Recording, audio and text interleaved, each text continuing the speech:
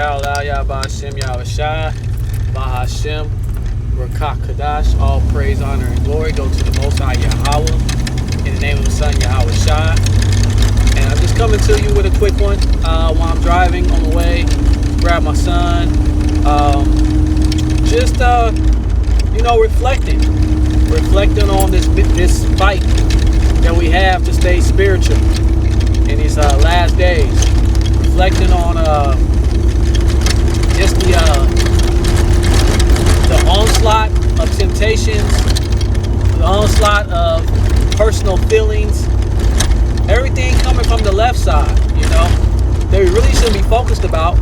If you read the book of Hebrews chapter 6, it lets you know that we should mature from these things. But these things are constantly on the mind of a lot of Israelites out here who are not focused on doing the work of the Heavenly Father. For a man, we should be really focused on bringing out the word, the ministry, prophecy, bringing out the things that are going on, the things that the apostles have told us about that are coming to life more and more as we continue to live this life, especially in Babylon and in areas that he said these prophecies are going to come out over there in that Middle East.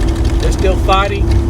Those gutter rats who say they are the true Israelites continue to prove that they're not by continuing to have war going on over there.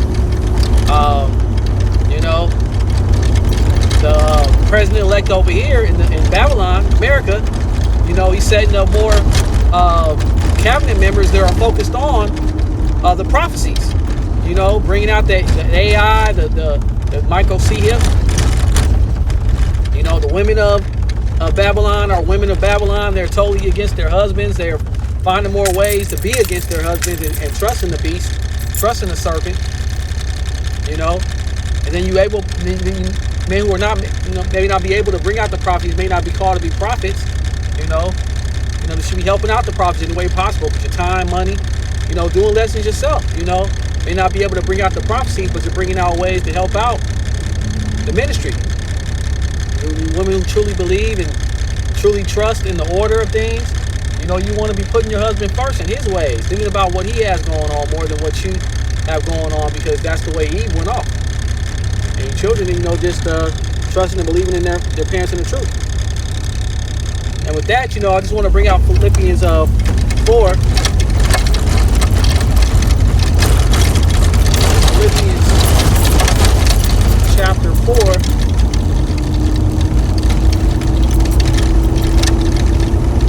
Says,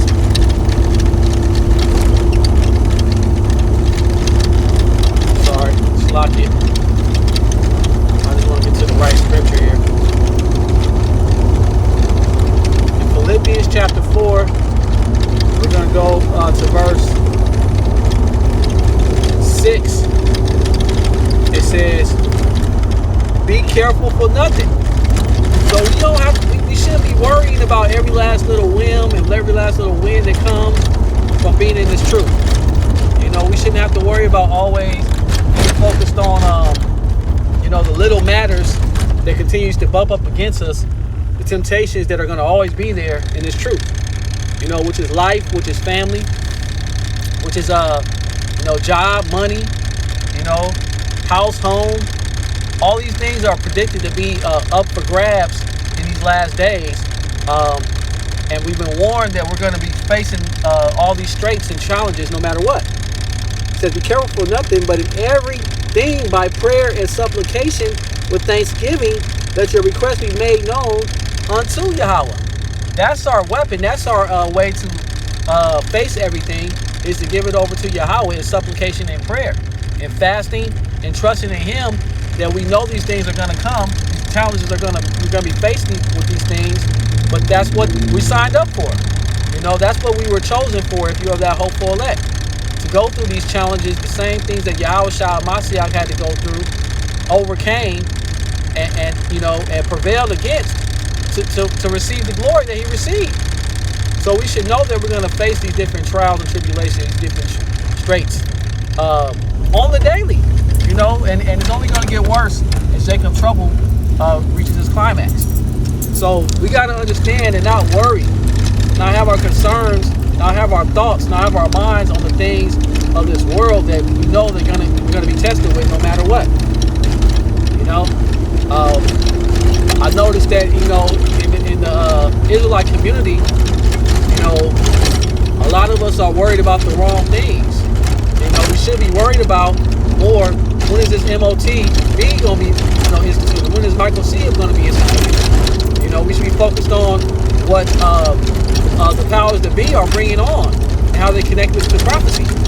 You know, we should be focused on, you know, how, you know, what we're going to do for, you know, as far as celebrations for holy days, and we should be focused on, you know, unifying with those that don't preach the same doctrine. You know, we should be focused on, you know, our garments and how long our fringes can be. You know, we should be focused on these worldly things. Now, wearing fringes is cool. You know, if you have someone in the truth that may not know the complete truth, and you're helping them come along in it, to, you know, and they're willing to learn, that's cool. You know, it's okay to celebrate and have a good time. Yeah, we don't want to put that over the, you know, the work of doing the Lord's will. So all these things are not bad, you know. Yet when the community is focused on these things more than actually doing the work of the Father, doing your part, then it becomes a challenge.